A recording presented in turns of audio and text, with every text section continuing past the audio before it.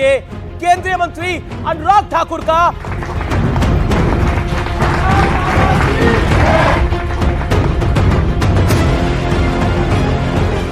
राहुल गांधी कह रहे हैं कि तीसरी बार अगर भारतीय जनता पार्टी आई और नरेंद्र मोदी बन गए प्रधानमंत्री तो देश में लग जाएगी आग। देखिए, जिनका सदा काम यही रहा कि दंगे भड़काओ, देश के टुकड़े टुकड़े करवाओ और फिर किसी टुकड़े पर राज करने की सोच रखो।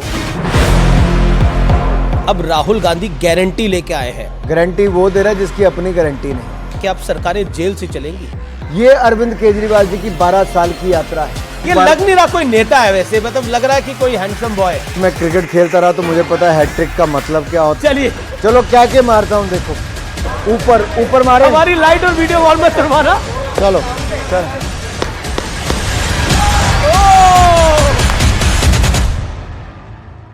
नमस्कार व्यूअर्स, मैं हूं अमीश देवगन और आज हमारे साथ एक ऐसी हस्ती है जिनकी पहचान के कई पहलू हैं। ये क्रिकेट के धुरंधर रहे हैं और रणजी खेल चुके हैं। ये हिमाचल क्रिकेट एसोसिएशन के सबसे कम उम्र वाले अध्यक्ष भी रह चुके हैं और साथ ही बीसीसीआई के दूसरे युवा अध्यक्ष भी बने।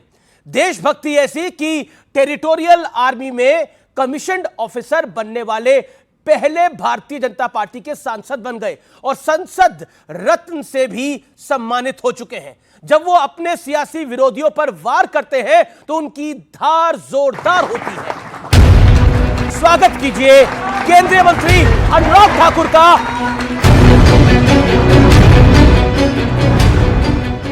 तो आज के कार्यक्रम का हमने जो नाम दिया है वो दिया है सियासत का 2024। जैसे क्रिकेट का 2020 होता है, आईपीएल चल रहा है, ऐसी सियासत का 2024 है। पहले देख लेते हैं कि अनुराग ठाकुर साहब के बारे में, उनके जीवन में उन्होंने क्या किया है और साथ ही साथ फिर सवालों का सिलसिला आगे बढ़ाएंगे।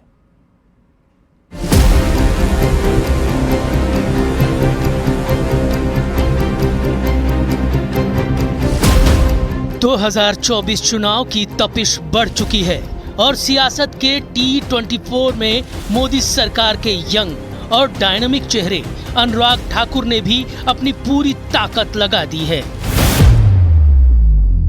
अरे मैं तो इस महान जनता का धन्यवाद करने आया हूं जिन्होंने देश बेचने वाली कांग्रेस को नकार दिया, ईमानदार चाय बेचने वाले को देश का प्रधानमंत्री बना दिया। हिमाचल के हमीरपुर सीट से अनुराग ठाकुर एक बार फिर चुनावी मैदान में हैं। भारतीय जनता युवा मोर्चा के एनर्जेटिक अध्यक्ष से लेकर केंद्रीय सूचना प्रसारण मंत्रालय का पदभार संभालने तक अनुराग ठाकुर टीम मोदी के सबसे प्रमुख चेहरों में से एक रहे हैं। मैडम, ये साफ पता चलता है राहुल गांधी ने देश के सामने झूठ बोला है, सदन को गुमराह किया है। देश से माफी मांगे, सदन से माफी मांगे। साल 2011 में कोलकाता से श्रीनगर तक तिरंगा यात्रा निकालकर अनुराग ठाकुर यूथ के बीच काफी पॉपुलर हुए, अपना एक अलग नाम और मुकाम बनाया। भारत माता की, जहां हुए बलिदान मुखर्जी, जो कश्मीर हमारा है। चुनावी समर के बीच आज केंद्रीय मंत्री अनुराग ठाकुर के साथ देखिए अमीश देवगन का जानदार और शानदार संवाद। तो एक बार फिर जोरदार तालियों से अभिनंदन करिए अनुराग ठाकुर जी का। अनुराग जी, आप 400 पार की बात कर रहे हैं। राहुल गांधी कह रहे हैं कि तीसरी बार अगर भारतीय जनता पार्टी आई और नरेंद्र मोदी बन गए प्रधानमंत्री तो देश में लग जाएगी आग। देखिए, जिनका सदा काम यही रहा कि दंगे भड़काओ, देश के टुकड़े टुकड़े करवाओ और फिर किसी टुकड़े पर राज करने की सोच रखो। आज देश में वो राजनीतिक दल जो 60 साल सत्ता में रहा जी, वो ये कहता है कि मोदी आएंगे तो देश में आग लगा देंगे। वो लोग, बहुत चिंता की बात है। इन्होंने 2014 में भी कहा मोदी आएंगे तो मुसलमान नहीं रहेंगे। मैं आज 10 साल के बाद पूछता हूँ, क्या ये सच्चाई नहीं कि जिस तरह से नरेंद्र मोदी जी ने 10 साल काम किया, जी, सबका साथ सबका विकास, इसी मूल मंत्र के साथ काम किया। अगर 4 करोड़ पक्के मकान बने, 12 करोड़ शौचालय बने, 10 करोड़ बहनों को रसोई गैस का सिलेंडर मिला, 12 करोड़ घरों को नल से जल मिला और 60 करोड़ लोगों को 5 लाख का इलाज मुफ्त में मिला, 80 करोड़ लोगों को मुफ्त में अनाज मिला, तो किसी में भेदभाव तो नहीं किया। हमने न तब हिंदू सिख मुसलमान को अलग रूप में देखा था, एक ही देखा था, आगे भी वही करेंगे। हमने केवल इतना किया है कि इनके समय भ्रष्टाचार शासन था, लड़खड़ाती चरमराती अर्थव्यवस्था थी, वहाँ से निकालकर आज भारत को दुनिया की 5वीं बड़ी अर्थव्यवस्था बनाया है और मोदी जी तीसरी बार आएंगे, अगले 3 सालों में भारत को दुनिया की तीसरी बड़ी अर्थव्यवस्था बनाएंगे। लेकिन राहुल गांधी को लगता है कि पूरा का पूरा चुनाव फिक्स है। राहुल गांधी ने एग्जैक्टली क्या कहा है, मैं आपको बाइट सुना देता हूं राहुल गांधी की और फिर आपका रिएक्शन लेता हूं। राहुल गांधी की बाइट प्ले करिए। अगर हिंदुस्तान में मैच फिक्सिंग का चुनाव बीजेपी जीते और उसके बाद संविधान को उन्होंने बदला, तो इस पूरे देश में आग लगने जा रही है। राहुल जी को क्यों लग रहा है ये चुनाव फिक्स है? देखिए, जिन्होंने हार पहले मान ली हो, कभी ठीकरा न्यायालयों पर फोड़ते हो, कभी इलेक्शन कमीशन पर फोड़ते हो और कभी ईवीएम पर फोड़ते हो, वो अपने गिरेबान में नहीं झांकेंगे कि कांग्रेस कहां कहां गलत है। आज ये कांग्रेस पार्टी नहीं रह गई, ये आरएसवीपी पार्टी बन गई है। RSVP, Rahul Sonia Vadra Priyanka party. और इसीलिए कांग्रेस पतन की ओर आगे बढ़ रही। भारत का लोकतंत्र भारत की ताकत है। आज अगर एक ट्राइबल इलाके से आने वाली महिला अपनी काबिलियत के आधार पर पार्षद से लेके विधायक और विधायक से लेके देश के राष्ट्रपति के पद तक आती हैं, तब भी ये महिलाओं को अपमानित करते हैं। अगर जम्मू कश्मीर में पंचायती राज के चुनाव हो जाते हैं, डीडीसी के चुनाव होते हैं, तब इनको लोकतंत्र वहाँ दिखता नहीं है। अगर ये कहीं पे चुनाव जीत जाएं तो राहुल गांधी की जीत है, अगर हार जाएं तो इलेक्शन कमीशन पे ठीकरा फोड़ो या ईवीएम पे ठीकरा फोड़ो। पर राहुल जी को विश्वास क्यों नहीं है ईवीएम पर? विश्वास क्यों नहीं? उनको क्यों लग रहा है कि फिक्सिंग होती है? वैसे आप सबको पता है ईवीएम कौन लाया था? कांग्रेस लाई थी। कांग्रेस लाई थी, राजीव गांधी जी की सोच थी। अब राजीव गांधी की सोच को अगर राहुल गांधी जी ना माने तो मैं क्या करूं? एक सवाल आपने बोला कि ईवीएम राजीव गांधी लेकर आए, लेकिन अब राहुल गांधी गारंटी लेके आए हैं अपने मैनिफेस्टो के अंदर। उन्होंने बोला 25 गारंटियां हैं और 5 न्याय देंगे हम। गारंटी कौन दे रहा है? राहुल जी दे रहे हैं, खड़गे जी दे रहे हैं। गारंटी वो दे रहा है जिसकी अपनी गारंटी नहीं है। और मैं थोड़ा सा आपको उदाहरण दे सकता हूं। राजस्थान में इन्होंने गारंटी दी, फेल हो गए। छत्तीसगढ़ में गारंटी दी, फेल हो गए, बाहर चले गए। इन्होंने हिमाचल प्रदेश कर्नाटक में गारंटी दी, वहाँ सरकारें बनाई और हिमाचल प्रदेश के इनके विधायक छोड़ के चले गए। हालत देखिए कांग्रेस की। ये गारंटी इन्होंने पिछले बार भी दी थी, कहा था 72,000 रुपया हर महिला को देंगे। दिया क्या? लोगों ने विश्वास ही नहीं किया। देश में एक ही गारंटी चलती है, वो है मोदी की गारंटी। क्योंकि राहुल जी की गारंटी पर आपको यकीन नहीं है, स्वाभाविक है, भारतीय जनता पार्टी से है, लेकिन कांग्रेस को तो राहुल जी की गारंटी पे पूरा यकीन है। और वो कह रहे हैं कि इस बार सरकार जब आ रही है, वो कह रहे हैं जब कांग्रेस की सरकार आ रही है तो एक और गारंटी दे रहे हैं, वो है कि जातिगत जनगणना की गारंटी, नौकरी की गारंटी। आप इंदिरा गांधी जी का प्रधानमंत्री रहते हुए लाल किले की प्राचीर से भाषण निकालिए। वो कहते हैं हमें इन ताकतों के खिलाफ लड़ना है जो जातिवाद, क्षेत्रवाद ये फैलाने का काम करते हैं, हमें देश को एक रखना है, इंदिरा जी ने कहा। आज राहुल जी क्या कहते हैं? उत्तर दक्षिण को अलग करते हैं, टुकड़े टुकड़े गैंग के साथ जेएनयू में जाके खड़े हो जाते हैं, टुकड़े टुकड़े गैंग करने की जो नेता हैं उन सबको कांग्रेस में शामिल करा लेते हैं, जो भारत का नामो निशान मिटाने की बात करते हैं उनको कांग्रेस में शामिल करा लेते हैं, और अपना चुनाव लड़ने जब वायनाड में जाते हैं तब देश विरोधी संगठन एसडीपीआई जैसी संस्थाओं का अपना सहयोग लेते हैं, पीएफआई उनको संरक्षण भी देते हैं, सहयोग भी लेते हैं। ये कैसी राजनीति राहुल गांधी जी की है, जिनकी मोहब्बत की दुकान में नफरत का सामान बिक रहा है। ना जाने कितना नफरत का सामान इन्होंने भर के रखा है, जो देश में आग और लगाना चाहते हैं। जी चलिए, ये तो राहुल गांधी की बात हुई, लेकिन अनुराग जी अब मेरा सीधा सवाल है कि आप सरकारें जेल से चलेंगी इस देश में? ये वो व्यक्ति हैं जिन्होंने रामलीला मैदान पर आज से 12 साल पहले आंदोलन शुरू करते हुए कहा था कि मेरी लड़ाई भ्रष्टाचार के खिलाफ है। आज वो सारे भ्रष्टाचारियों के साथ उसी रामलीला मैदान के मंच पर थे, जहां चारा घोटाले वाले भी थे, अगस्ता वेस्टलैंड घोटाले वाले भी थे, नेशनल हेराल्ड घोटाले वाले भी थे, 2G स्कैम वाले भी थे, कॉमनवेल्थ खेल स्कैम वाले भी थे। ये अरविंद केजरीवाल जी की 12 साल की यात्रा है, जो कहते थे कि नैतिकता, आज कहीं नजर आती है नैतिकता? ये सत्ता में आए तो अराजकता फैलाई, भ्रष्टाचार किया, अब अनैतिक तरीके से अब जेल में से सरकार चलाने की बात करते हैं। इन्होंने अपने मंत्री का तो मुख्यमंत्री ने इस्तीफा ले लिया।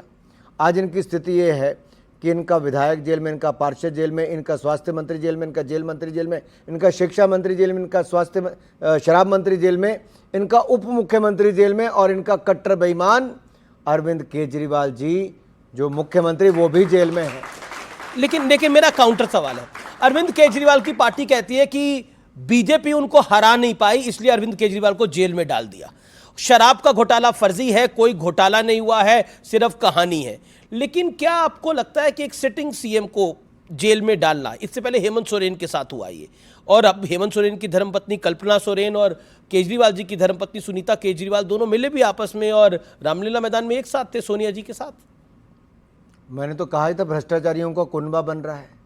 चोर चोर मुसेरे भाई सब ने मिलकर इंडी गठबंधन बनाई, और ये कर क्या रहे हैं? ये पहली बार नहीं हुआ हमेशा। मैं आपको फिर ले जाना चाहता हूँ।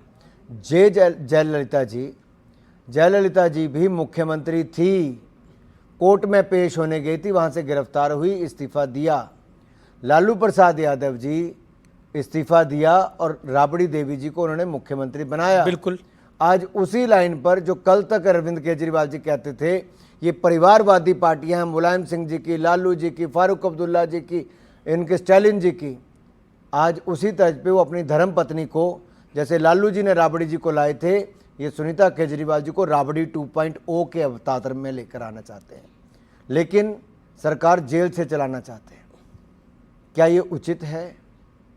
ये आप तय करिए। क्या ये नैतिक है?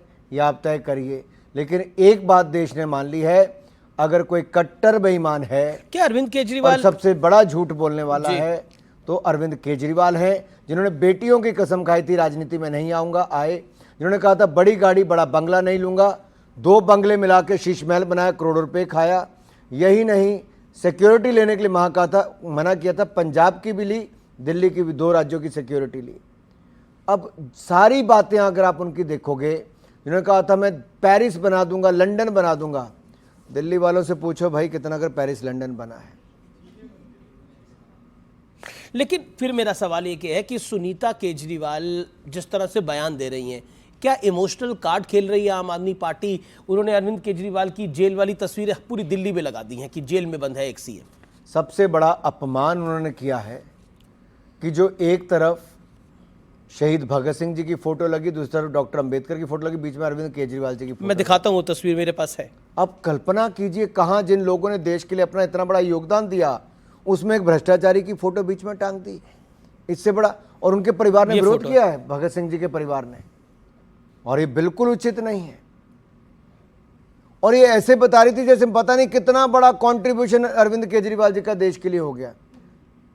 अरे कौन सी लड़ाई लड़के आए हैं? ये भ्रष्टाचार के चलते जेल में गए हैं, जिनकी पार्टी ने एक के बाद दूसरा घोटाला किया है।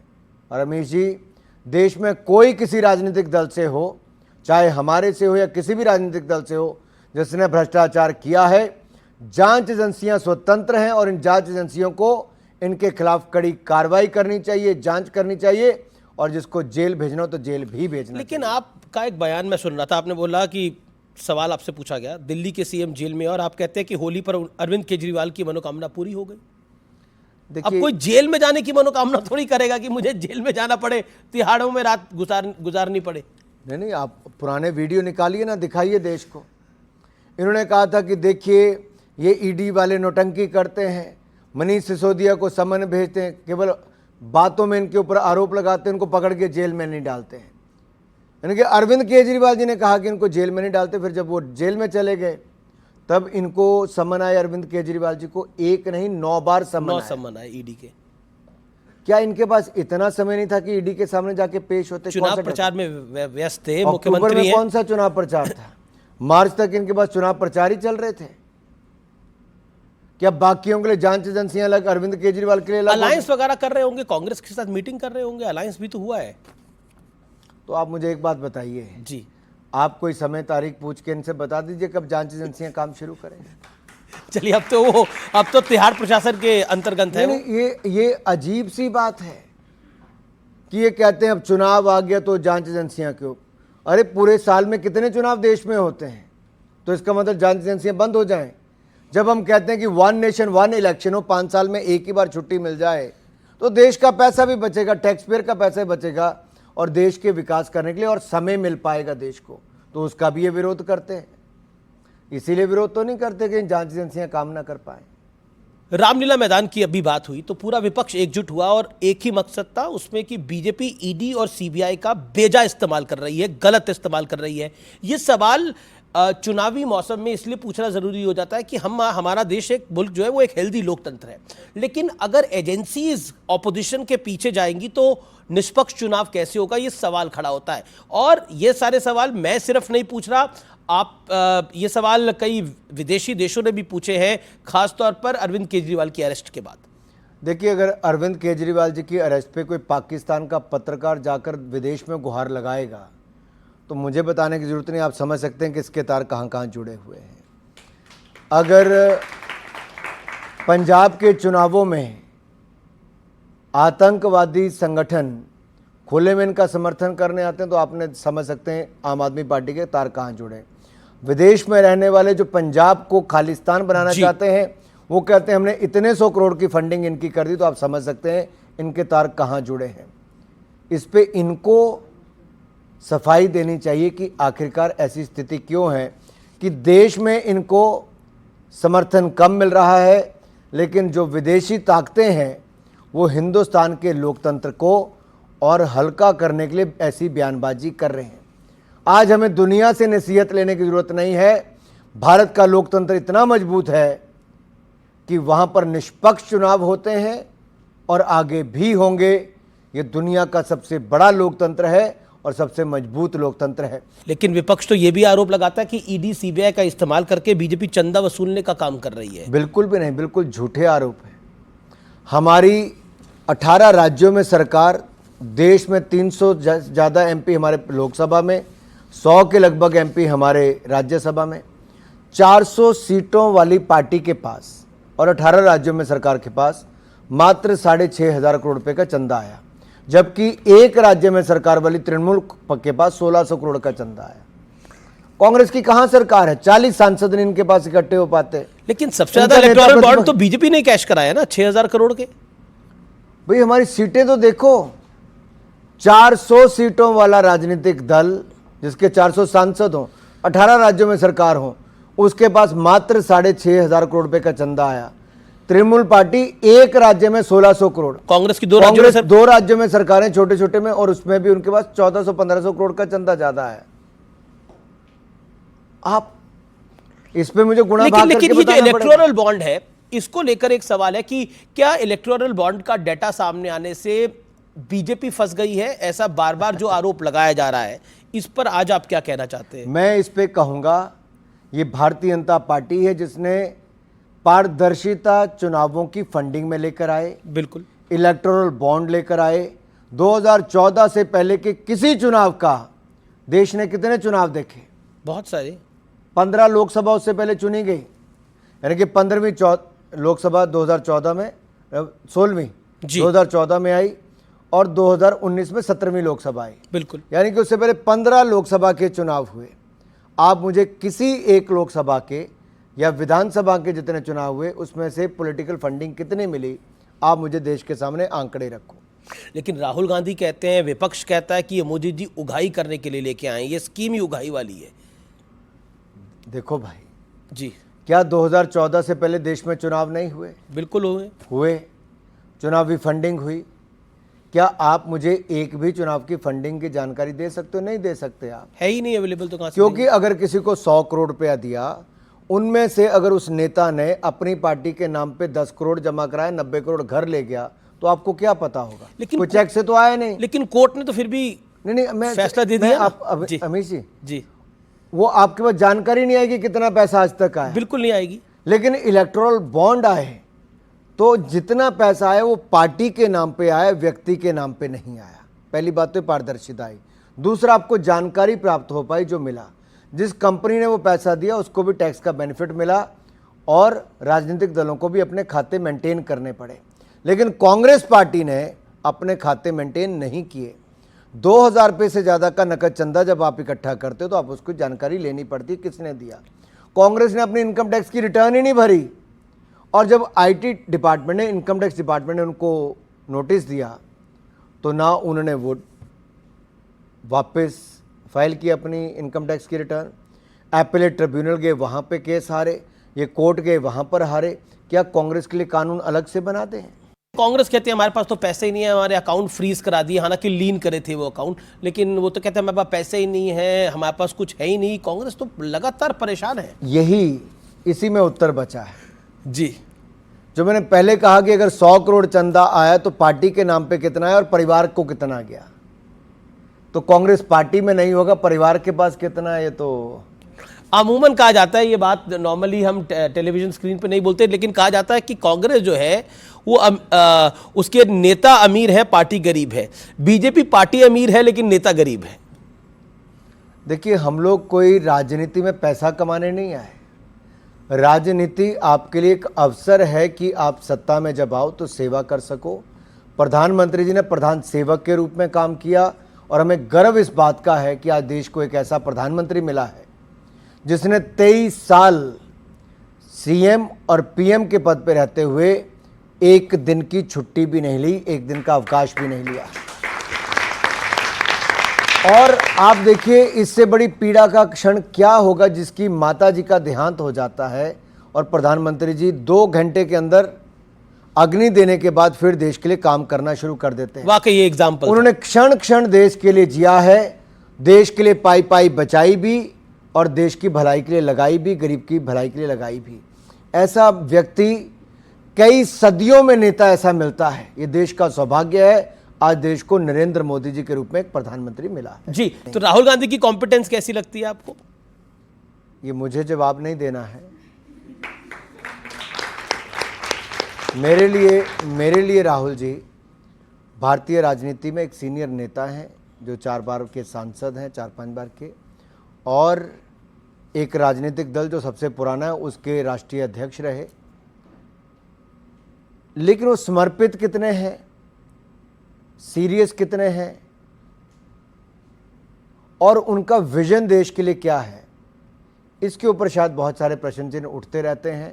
आपको क्या लगता है, मतलब आपने तो, क्योंकि आप भी बहुत जो मुझे ध्यान में आता है, आपका राहुल गांधी का पॉलिटिकल सफर एक साथ ही लगभग शुरू हुआ होगा। मेरे से सीनियर है, मैं 4 बार का सांसद हूं। वो मतलब थोड़ा सा फर्क है। तो आपने तो उनको सरकार में भी जब थे तब भी देखा, तो आपको क्या लगता है when you analyse Rahul Gandhi as a politician, as a human being, what is your take? आपका व्यू क्या है? मैं जब भी देखता हूं मेरे चेहरे पे मुस्कुराहट आ जाती है।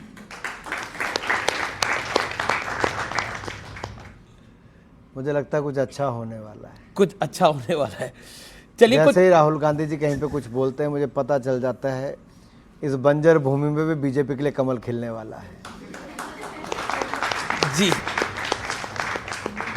एक और सवाल है, फिर मैं आगे सवाल बढ़ाता हूं। क्या सवाल है आपका? आप तो फिटनेस की एडवाइस लीजिए अनुराग जी से। जी सर, सबसे पहले तो मैं आपका बहुत बहुत धन्यवाद करना चाहूँगा कि आपके ministry of information and broadcasting के कोई ऐसे कड़े नियम नहीं है जहां आज देश का युवा और छात्र अपना यूट्यूब चैनल चलाकर पत्रकारिता कर सकता है, बड़े बड़े सोशल मीडिया प्लेटफॉर्म अपने खुद बना सकता है। और अब तो आरएनआई की प्रक्रिया भी आसान हो गई, अपना अखबार भी आजकल युवा अपना चला सकता है। तो ये तो मेरा धन्यवाद था। और सवाल ये है, आपसे हर जगह कई जगह पूछा भी जाता है कि अगर बीजेपी आपको सीएम बनाना चाहेगी तो आप बनना चाहेंगे, पसंद करेंगे या नहीं। और कई बुद्धिजीवियों का ये भी मानना है कि बीजेपी की सरकार जिस राज्य में आती है तो वहाँ पर सीएम वही बनता है जिसको संघ चाहता है। इस पर आपकी क्या मानना है? देखिए, मैं 2 बातें कर दूं कि राष्ट्रीय स्वयंसेवक संघ का कहीं पे भी हस्तक्षेप बीजेपी के राजनीतिक निर्णयों में बिल्कुल नहीं होता है। जहां दूसरी ओर मेरी बात है, मैंने कभी ये भी नहीं चाहा कि मैं राजनीति में आऊं, लेकिन जब मुझे अवसर मिला आने का तब मैंने कभी पीछे मुड़ के नहीं देखा। मेहनत की है, जो भी भूमिका पार्टी ने दी लोकसभा चुनाव लड़ने की, 4 चुनाव आज तक लड़ा हूँ। हमीरपुर संसदीय क्षेत्र की जनता ने और पार्टी के कार्यकर्ताओं ने हर बार नए रिकॉर्ड के साथ चुनाव जिताया है। 5वीं बार लड़ने जा रहा हूँ। मुझे पूर्ण विश्वास है अब की बार 5 लाख पार करके ही आएंगे। लेकिन जहाँ तक आपने सीएम वाला सवाल पूछा, ये सवाल मेरे पास कई बार अमीश भाई सामने आता है। राजनीति में केवल पद से ही सब कुछ नहीं होता। और आप जैसे युवाओं के बीच में इसलिए बात को विस्तार में बता रहा हूँ, कई बार बाहर से राजनीति बहुत आसान दिखती है, उतनी आसान है नहीं। मैं पिछले 48 घंटों मुश्किल से 4-5 घंटे ही सो पाया हूँ। आप किसी भी क्षेत्र में रहें, पत्रकार बने, अपनी कंपनी चलाएं या कुछ एनजीओ चलाएं या कुछ भी आप करें, आप दिल से करें, देश के लिए करें और ये अवश्य सोच के चलें कि आपका ये योगदान विकसित भारत बनाने के लिए होगा। हम अमृत पीढ़ी हैं, हम इस अमृत काल से भारत को स्वर्णिम काल में अगले 25 सालों में ले जाएंगे। स्वामी विवेकानंद जी का और मोदी जी का सपना विकसित भारत का अवश्य पूरा करेंगे 2047 से पहले। किसी भी भूमिका में रहे, वो आपको एक सेटिस्फैक्शन देगा। मैं एमपी बना तो एक और तो मैंने अपने संसदीय क्षेत्र के लिए एम्स लाया, पीजीआई लाया, central university, IIIT, NIT, hydro engineering college, कई केंद्रीय विद्यालय, 4 लेन वे, रेल लाइन, वंदे भारत, सब कुछ लाया। लेकिन इसके अलावा जब मुझे लगता था कि मैं और क्या करूं, तो अमीश जी हमने कुछ संगठनों के साथ मिलकर मोबाइल मेडिकल यूनिट चलाए, जो 3 चलते थे, आज 30 चलते हैं। 10 लाख लोगों का मुफ्त में जांच, उपचार उनके घर द्वार जाके किया। हमने 12,000 से ज़्यादा बच्चों को मुफ्त में शिक्षा पिछले 2 सालों में देने की शुरुआत कर दी। इसके अलावा महिलाओं को रोजगार स्वरोजगार के अवसर, हज़ारों महिलाओं को उसके लिए खड़े किए। युवाओं को खेलकूद में आगे बढ़ाने के लिए खेल महाकुंभ शुरू किया, जहां 50,000 से ज़्यादा युवा एक साल में भाग लेते हैं। भारत दर्शन योजना मेरिटोरियस स्टूडेंट्स के लिए किया। तो आपको कुछ ना कुछ नया करना है, जहां पर आप समाज के लोगों के लिए कुछ कर सकें। जब आपके बीच में वो पैशन आएगा तो आप चुनाव की चिंता नहीं करते हो, क्योंकि आप जनता के साथ लगातार जुड़े रहते हो। इसलिए आप कहीं पे भी जाइए, कोई एक सेक्टर चुन लीजिए जहां पर आप कि बहुत महत्वपूर्ण बात उस समाज में वो बदलाव के लिए आप एक भागीदार बन सकें। जी, मेरा अगला सवाल आपसे ये है कि कांग्रेस पे जो ये भगदड़ मची हुई है, इसके पीछे भारतीय जनता पार्टी का रोल है या कांग्रेस खुद जिम्मेदार है? देखिए, अगर कोई अपना कुनबा ना संभाल पाए तो इसके लिए हमें जिम्मेदार तो मत ठहराइए। अब वो वहाँ पे रह के कहेंगे सनातन को ख़त्म करना है, हिंदू ख़त्म करना है, हिंदी के खिलाफ बोलना है, देश को उत्तर और दक्षिण में अलग अलग हिस्सों में देखना है। अब ये अगर कांग्रेस पार्टी की सोच हो गई है तो कांग्रेस के नेताओं को भी लगता है आलोचना का कोई आधार तो हो। अभी गौरव वल्लभ ने भारतीय जनता पार्टी को ज्वाइन किया, उन्होंने बोला अब मैं सनातन को और गाली नहीं दे सकता, क्योंकि उन्होंने एक तरह से खुलासा कर दिया कि कांग्रेस में जो सनातन को गाली देता है उसको प्रमोशन मिलती है, जो मोदी को गाली देता है उसको प्रमोशन मिलती है। क्योंकि शायद कांग्रेस ने आज तक बांटो और राज करो, अंग्रेज चले गए लेकिन उनकी सोच को कांग्रेस ने अडॉप्ट कर लिया था।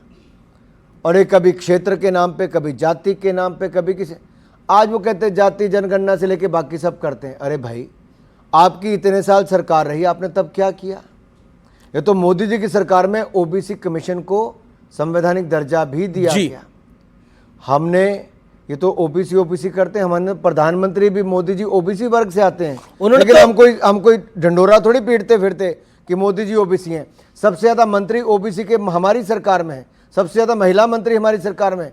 शक्ति को लेकर राहुल गांधी ने बोला तो एक चेन रिएक्शन हुआ। सुप्रिया श्रीनेत ने, कंगना रनौत आपके हिमाचल मंडी से चुनाव लड़ रही हैं और उन्होंने जो बयान लिखा, और उसके बाद हेमा मालिनी जी जो कि जानी मानी एक्ट्रेस हैं बॉलीवुड की और तमिलनाडु से आती हैं, मथुरा से चुनाव भी लड़ रही हैं, उनके बारे में कांग्रेस के एक नेता ने क्या बयान दिया उसको शायद मैं इस मंच पे बोल भी नहीं सकता। ये क्यों हो रहा है? इन्होंने नारी का अपमान किया है। पर आप शॉक थे जब आपने सुप्रिया श्रीनेत का वो पोस्ट देखा जो उन्होंने बात लिखी थी? मतलब वो अपने आप में बहुत बहुत ही ज्यादा, मतलब ऐसा ये शब्द कांग्रेस के एक प्रवक्ता ने नहीं, दो ने नहीं, कईयों ने अब तक ये कर दिया। जब कांग्रेस के नेता राहुल गांधी जी महिलाओं का अपमान करेंगे, शक्ति के खिलाफ लड़ने की बात करेंगे और ऐश्वर्या राय या बाकियों के खिलाफ भी टिप्पणी उस तरह से कर देंगे, नाचने वाली करने वाली, तो मैं ये कहना चाहता हूँ जब संदेश खली की बात आई तब खड़गे जी ने क्या कहा कि महिलाओं के खिलाफ तो ऐसे घटनाएं होती। अरे ऐसा कैसे कह सकते हैं? संदेश के लिए तो बहुत दर्दनाक है। अरे इसमें तो कोई दो राय अत्याचार, नहीं। बलात्कार, उत्पीड़न जैसी घटनाएं और एक महिला मुख्यमंत्री के संरक्षण के नाक के तले महिलाओं के खिलाफ अत्याचार हो रहा था और खड़गे जी और राहुल गांधी जी चुप बैठे थे। प्रियंका गांधी जी कहती थी लड़कियों लड़ सकती हूं, लेकिन लड़ने के लिए कहीं दिख नहीं पाई थी। क्यों? और एक के बाद दूसरी अभद्र टिप्पणी। ये इनकी सोची समझी साजिश है, महिलाओं का अपमान करना, इससे पहले सनातन का अपमान करना। लेकिन मैं एक बात कह दूं इनको, ये मोदी पर राहुल जी सरकार ने तो है। बोला था मैं हिंदू धर्म में शक्ति शब्द से लड़ना चाहता हूं, और क्योंकि आपकी कॉन्स्टिट्यूएंसी में माता चिंतपूर्णी का दरबार भी आता है, मां एक ज्वाला नहीं, अगर आप देवभूमि हिमाचल प्रदेश में आएंगे, वो शक्तिपीठ है मां सारी। नैना देवी, मां चिंतपूर्णी, मां ज्वाला जी, मां ब्रजेश्वरी देवी, मां चामुंडा देवी से लेकर मां हडिम्बा देवी तक अनेकों मंदिर हिमाचल में है। हम तो देवियों के आशीर्वाद से ही आगे बढ़ते हैं देवभूमि से आकर, लेकिन उन्हीं देवियों के खिलाफ, शक्ति के खिलाफ कांग्रेस लड़ने की बात करती है। जब हिमाचल में कांग्रेस की सरकार बनती है तो मुख्यमंत्री कहते हैं 97% हिंदुओं को हरा कर आए हैं। ये सोच है इनकी। लेकिन मैं एक बात बता दूं अमीश जी, इतनी देवियों की बात करी अनुराग भाई ने, बोलो साचे दरबार की जय। मैं इतना जरूर जी। कहना चाहता हूं, जो हिंदू को दबाना चाहते हैं, जो सनातन को कुचलना चाहते हैं, उनको इतना ही कहूंगा, मुगल आए आकर चले गए, अंग्रेज आए आकर चले गए, कांग्रेसी क्या चीज है? सनातन था, सनातन है और सनातन रहेगा मेरे भाई। बहुत महत्वपूर्ण बात है ये। लेकिन रायबरेली और अमेठी से तो स्मृति जी लड़ रही हैं। अमेठी और रायबरेली से कांग्रेस का कैंडिडेट कौन होगा? लेकिन एक स्वयंभू कैंडिडेट आ गए हैं मैदान के अंदर। मैं दिखाना चाहता हूं और आपको उनसे मिलवाना भी चाहता हूं। प्ले करिए बाइट जरा। जो वहाँ की अभी सांसद हैं, उनसे वो अमेठी के लोग बहुत परेशान हैं। वो चाहते हैं कि गांधी परिवार का कोई भी सदस्य वापस आए। वहाँ वो भारी बहुमत से जिताएंगे। यहाँ तक कि वो मेरे से भी प्रेरणा करते हैं और आशा करते हैं कि मैं वहाँ अपना पहला कदम अगर राजनीति में रखता हूँ और सांसद बनने की सोचता हूँ तो मैं अमेठी को ही रिप्रेजेंट करूँ। अब ये बनना भी चाह रहे हैं, लड़ना भी चाह रहे हैं। अब तो जीजा साले के बीच की बात है। लेकिन रॉबर्ट वाड्रा के एंट्री पे आप क्या बोलते हैं? मतलब ये घोषणा उन्होंने करी है कि वो ही वांट्स टू फाइट। अब वो लड़ना चाहेंगे तो कौन मना करेगा? देखिए, आपने एक ऐसे परिवार की बात छेड़ी। अब इस पर मुझे टिप्पणी नहीं करनी चाहिए, मुझे लगता है अच्छा लगता भी नहीं। कि कांग्रेस को तय करना है किसको लड़ाना है किसको नहीं लड़ाना। लेकिन मैंने पहले भी कहा था, कांग्रेस पार्टी अब RSVP पार्टी बन के रह गई, राहुल, सोनिया, वाड्रा, प्रियंका पार्टी जी। और ये इसलिए यहीं तक परिवार तक ही सोचते हैं। इनके पास कोई नेता है नहीं जो चुनाव लड़ पाए, और जिसको बार बार लॉन्च करने का प्रयास, नेता बनाने का प्रयास सोनिया जी ने किया, वो नेता वहाँ जाने के लिए तैयार नहीं। वो वायनाड पहुँच गए हैं, लेकिन वायनाड की जनता ने मन बना लिया है कि अगर SDPI PFI का समर्थन लोगे तो यहाँ से भी साफ हो जाओगे। मैं इतना ही कहूँगा अमित जी, कोई लड़े, लोकतंत्र है, कोई लड़ सकता है, लेकिन ये अहंकार की एक ही परिवार से होना चाहिए। ये बड़ा दुर्भाग्यपूर्ण है। लेकिन अब ये गांधी परिवार में ये तो नई पॉलिटिकल एंट्री है। जो प्रियंका जी एंटर हो गई, राहुल जी तो पहले ही आ गए थे, सोनिया जी भी थी, अब ये रॉबर्ट वाड्रा की भी एंट्री अब है। सारे पटाखे फुस हो लिए तो एक आधा और आ जाए। क्या आपको लगता है दक्षिण भारत में कमल खिलेगा? मैं उदाहरण देता हूं, आप उससे समझ लीजिए क्या होने वाला है। जी त्रिपुरा में हमारी एक सीट नहीं आती थी, हमने वहां दूसरी बार पूर्ण बहुमत की सरकार बनाई। जी असम में हम कभी जीत नहीं पाते थे, दूसरी बार हमने सरकार बनाई। साथ लगते हरियाणा में एक बार नहीं दूसरी बार हमने सरकार बनाई। ऐसे बहुत सारे राज्य जहां हमारी सरकारें बनती नहीं थी नॉर्थ ईस्ट में, वहां आज एनडीए की सरकारें हैं। मैं इतना ही कहना चाहता हूं, बंजर भूमि पे भी हमने कमल खिलाकर दिखाया है। अब तो 10 साल की उपलब्धियां, मोदी जैसा नेतृत्व है, 400 पार करके दिखाएंगे, दक्षिण में भी इतिहास बनाकर लेकिन इतना कॉन्फिडेंस है तो इतने नेताओं को क्यों लेना पड़ रहा है? नवीन जिंदल को अभी आपने ले लिया, अब कांग्रेस कह रही है कि इन पे तो भ्रष्टाचार का आरोप था। ऐसे ही कई सारे नेताओं को आपने ले लिया जिनके ऊपर आरोप लगे थे। प्रफुल्ल पटेल एनडीए का पार्टनर है, जिसको बीजेपी ने लिया उसको आपके गठबंधन ने ले लिया, तो क्या करिएगा? देखिए, जिनके कि ये ऊपर वॉशिंग मशीन का एक टैग आप पर लगाया जाता है। नहीं, अच्छा है, जो आरोप विपक्ष को लगाने ही चाहिए जी, लेकिन मुझे भी इसका उत्तर देना है कि आरोप लगे, आरोपों के बाद तथ्य जुटाने पड़ते हैं, जांच करनी पड़ती है और कोर्ट में वो सबूत देने पड़ते हैं। ये जांच एजेंसियां अपने काम को जारी रखें, चाहे वो भाजपा का नेता हो या किसी गैर भाजपा दल का नेता हो।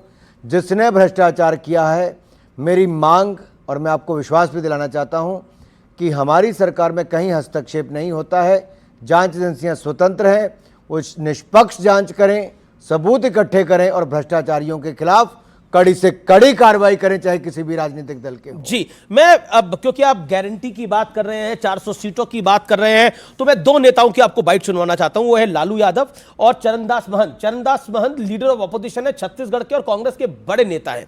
दोनों की बाइट सुनिए, उन्होंने प्रधानमंत्री मोदी के बारे में क्या शब्द बोले और किस अंदाज में बोले। एक संरक्षक चाहिए, अच्छा लाठी धर के बांधने वाला। नरेंद्र मोदी के खिलाफ अगर कोई लाठी धर के खड़े हो सकते तो तुम्हारे सांसद खड़े हो सकते। हम मतलब लाठी धरैया आदमी चाहिए, नरेंद्र मोदी के मूड फोड़ैया आदमी चाहिए। बोलता कि परिवारवाद है, परिवार के लिए लोग लड़ रहे हैं। तुम्हारे पास परिवार नहीं है और तुम हिंदू भी नहीं है। तुम्हारी माता जी का जब देहावसान हो गया तो हर हिंदू अपने मां के शोक में केस दाढ़ी बनवाता है, दाढ़ी छिलवाता है। क्यों नहीं छिलवाया बताओ? लालू जी ने बोला कि मोदी का तो परिवार ही नहीं है। चरणदास महंत तो कह रहे हैं कि मोदी का मुंह तोड़ने के लिए, सर तोड़ने के लिए हमें लोग चाहिए। देखिए, सांसद भेजिए। कोई फोड़ने की बात करता है, कोई सिर तोड़ने की बात करता है, कोई देश में आग लगाने की बात करता है, कोई लोकतंत्र खत्म करने की बात करता है। जब इनके पास देश के लिए कोई विजन ना हो तब ये ऐसी ही बातें करेंगे, क्योंकि मूल मुद्दों से ध्यान हटकाना चाहते हैं, भटकाना चाहते हैं। और मैं आपको बताऊं, हम लोग जनता के बीच में अपनी 10 साल की उपलब्धियां, भारत का बढ़ता मान सम्मान और मोदी जी की लोकप्रियता, उनका काम, इसको लेके जा रहे हैं। हम उसी पे ही चलेंगे जी। मोदी जी का नाम और भारतीय जनता पार्टी का काम। मोदी जी के परिवार पर जो टिप्पणी हुई, बीजेपी ने के सब नेताओं ने लिखा, आपने भी लिखा कि हम मोदी जी का परिवार हैं, कई सामान्य लोगों ने भी लिख दिया। तो क्या ये वाकई चौकीदार चोर टाइप की मूवमेंट बीजेपी के लिए है? देखिए, जितने मर्जी आरोप लगाएं, मोदी जी पर चिपकता नहीं है। लोगों को पता है कि ना उनका अपना कुछ है ना किसी और का कुछ है। उनको तो जो मिलता है वो भी वो पीएम रिलीफ फंड से लेके बाकी सब में योगदान दे देते हैं जी। यानी कि मोदी जी का अपना कुछ नहीं। मोदी जी का अपना कोई है तो 140 करोड़ भारतीय उनके परिवार के रूप में है जी। इसलिए लोग लिखते हैं मैं भी मोदी का परिवार। मैंने भी लिखा मैं भी मोदी का परिवार। मैं तो चलो उनके राजनीतिक दल से हूं, लेकिन छोटे छोटे बच्चे कहते हैं मैं भी मोदी का परिवार, बहनें कहती मैं भी मोदी का परिवार। सर, जैसा कि हमने आए दिन मोदी जी को कॉन्फिडेंस के साथ में बोलते हुए सुना है और अभी शो के शुरुआत में आपने भी ये बात बोली कि अगर बीजेपी 2024 का लोकसभा चुनाव जीतती है तो यकीनन भारत जो है वो वर्ल्ड की 3rd लार्जेस्ट इकोनॉमी बन जाएगा। तो सर, मेरा सवाल ये है आपसे कि वो कौन सी स्ट्रैटेजीज़ हैं बीजेपी की, वो कौन से टॉपिक्स, वो कौन से मुद्दे होने वाले हैं जिन पर वो काम करेंगे, जिन्हें वो हाईलाइट करेंगे, जिनसे आप ये टारगेट अचीव करने वाले हैं 3rd लार्जेस्ट इकोनॉमी का? पिछले 10 सालों में क्या बदला है? 10 साल पहले मात्र 74 एयरपोर्ट थे, आज 150 एयरपोर्ट हैं। 2014 में 96,000 किलोमीटर नेशनल हाईवे की सड़कें थी, आज 1.5 लाख किलोमीटर है। उस समय केवल 5 जी। शहर मेट्रो के साथ जुड़े थे, आज 20 शहर मेट्रो के साथ जुड़े हैं। उस समय 0 वंदे भारत थी, आज 41 वंदे भारत है। उस समय 20,000 किलोमीटर इलेक्ट्रीफाइड रेलवे लाइन थी, आज 41,000 किलोमीटर है। आज हम पोर्टवेज भी बना रहे हैं, नेशनल हाईवे भी बना रहे हैं। दिन में 91 किलोमीटर रूरल सड़कें और 34 किलोमीटर नेशनल हाईवे बना रहे हैं। उस समय 7 एम्स थे, आज 22 एम्स हैं। उस समय 384 मेडिकल कॉलेज थे, आज 706 मेडिकल कॉलेज है। उस समय 450 यूनिवर्सिटी थी, आज 1100 यूनिवर्सिटी हैं। उस समय 16 IIM थे, आज 23 हैं। 12 IIT थे, आज 19 हैं। उस समय अगर आप देखेंगे तो भारत 10वें नंबर की अर्थव्यवस्था था, आज 5वें नंबर की अर्थव्यवस्था बना है। आप कोई क्षेत्र उठाकर देखिए, भारत ने जो 60 साल में अचीव किया, उससे ज्यादा 10 साल में मोदी सरकार में अचीव किया। मुझे लगता है इससे ज्यादा एलॉबरेट आपको जवाब नहीं मिल सकता है। नॉन स्टॉप बोले हैं, तो दूसरी बार जोरदार तालियां। नॉन स्टॉप बोले हैं, सारी उपलब्धियां। मुझे लगता है कि अब बढ़ते हैं आगे। IPL फॉलो कर रहे हैं आप, क्योंकि आप खेल मंत्री भी हैं, IPL फॉलो कर रहे हैं आप? मैं अखबार में या फिर फोन पे स्कोर देख लेता हूं और कौन जीता जी। लेकिन एक बात तो है कि क्रिकेट में अब एक के बाद दूसरे बड़े स्टार्स निकल के आ रहे हैं। ऐसे बाकी खेलों में भी हमारे, अगर आप देखिए अमित जी, कभी लेकिन आजकल ग्राउंड में हुटिंग भी हो जाती है। मतलब जो ट्रोलिंग पहले सोशल मीडिया पे होती थी, प्लेयर्स की ट्रोलिंग होने लग गई है, तो उस पर कुछ कहना चाहते हैं? हाल ही में एक बहुत बड़ा इंसिडेंट राहुल जी मैच देखने नहीं गए कहीं पे? नहीं, मैं राहुल की बात नहीं कर रहा। अच्छा। मैं हार्दिक पांड्या की बात कर रहा हूं, जो उनके साथ घटना हुई ग्राउंड पे। नहीं, देखिए क्राउड का एक स्वभाव है, वो किसी की भी ट्रोलिंग कहीं पे भी कर सकता है। लेकिन मैं इतना कहूंगा, खेल ने आज हमारी वो क्षमता बना दी है जी कि कभी हम लोग सेंचुरी बनाते थे क्रिकेट की फील्ड में जी, लेकिन हमने खेलों को इतना विस्तार और इतना आगे बढ़ाने का काम किया कि अब की बार जब एशियन गेम्स हुए तो भारत ने 107 मेडल जीते तालियां हैं। हमारे सब मेडल विजेता के लिए।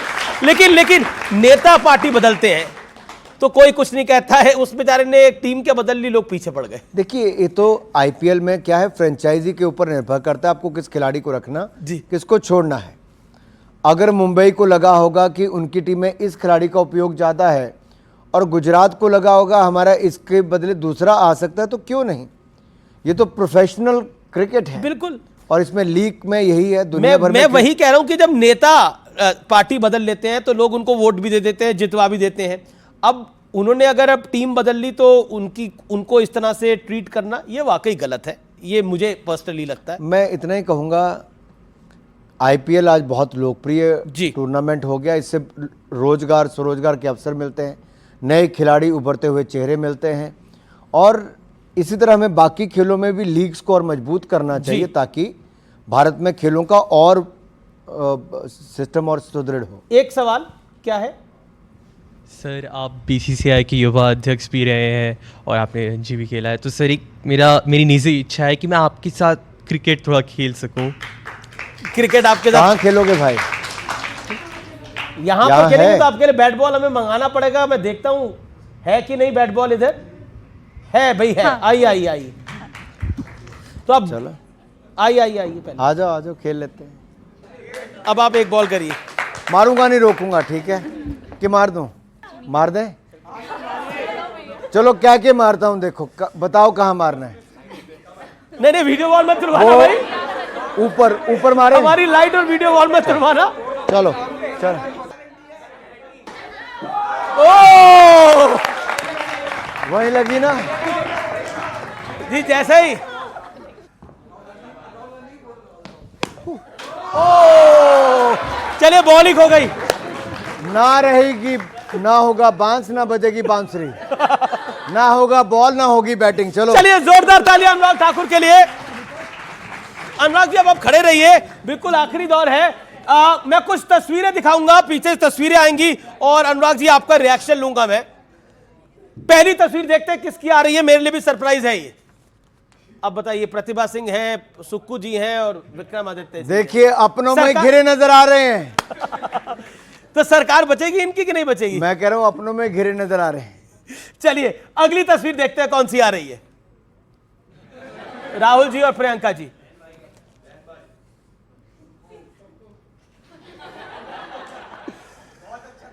देखिए क्या बात है। तो प्रियंका जी राहुल जी से कुछ कह रही हैं।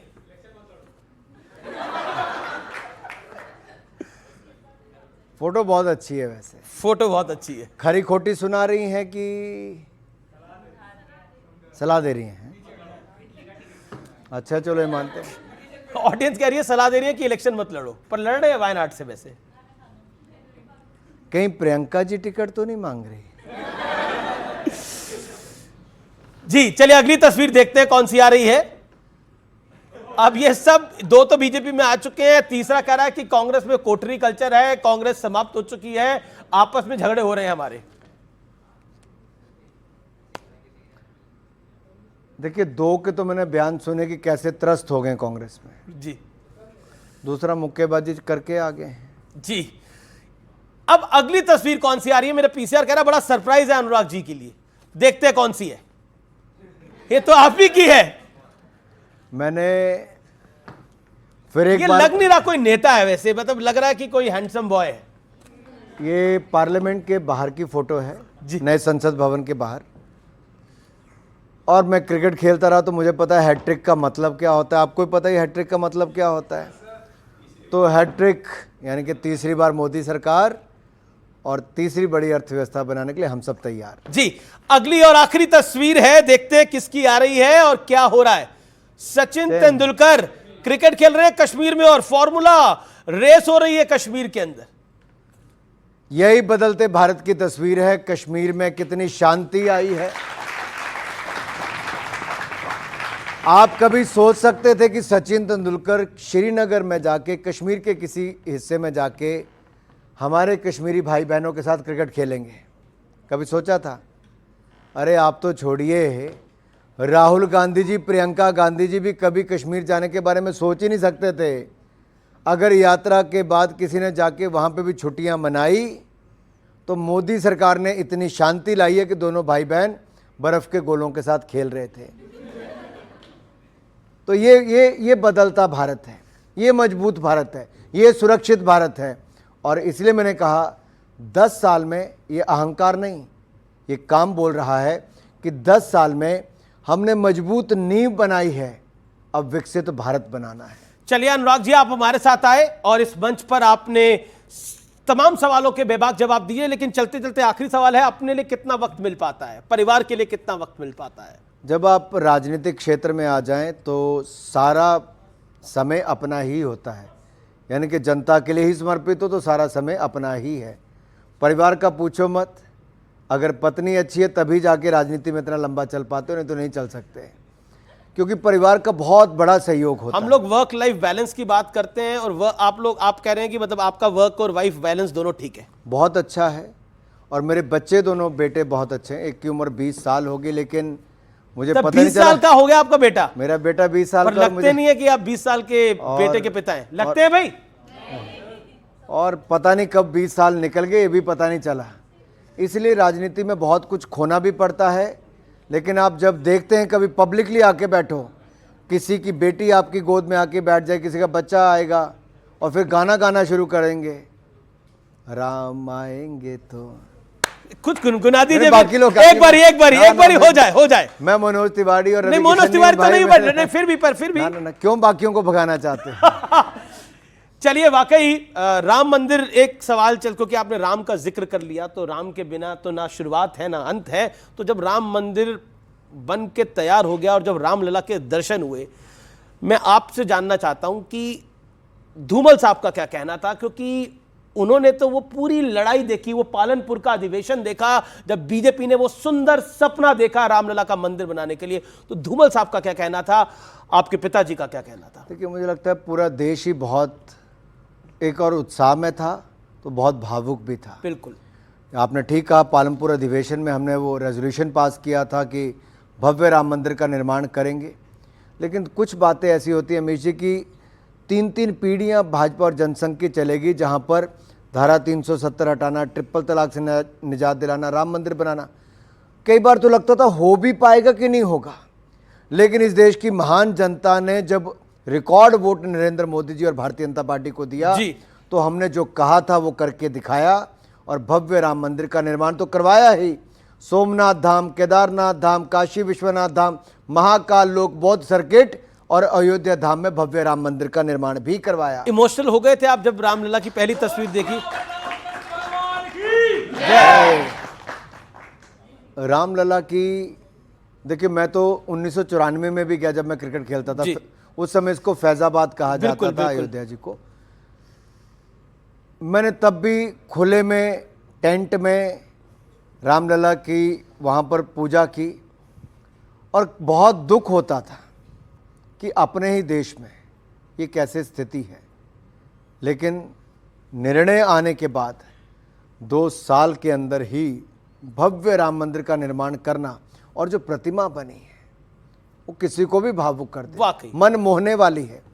और शिल्पकार ऐसे हों तो मुझे लगता है बहुत सुंदर बने हैं। नहीं, ये तो मतलब राम और मंदिर। धूमल जी की आपने बात कही तो सौभाग्य से उस दिन मैं अपनी कुल देवी अवा देवी वहीं पर ही था जी, तो वहाँ पे भी करके मेरे घर पे एक बहुत बड़ा कार्यक्रम हुआ। पूरा गांव हमारे घर पे पूजा पाठ उस दिन कर रहा था। धूमल साहब तो इमोशनल हो गए होंगे। बिल्कुल, बहुत इमोशनल थे, क्योंकि उनकी पीढ़ी ने जो सोचा था उस समय वो आज पूरा होता नजर आ रहा है। बहुत बहुत शुक्रिया आपका हमारे साथ जुड़ने के लिए, इस मंच पे आने के लिए Anurag ji, thank you so much.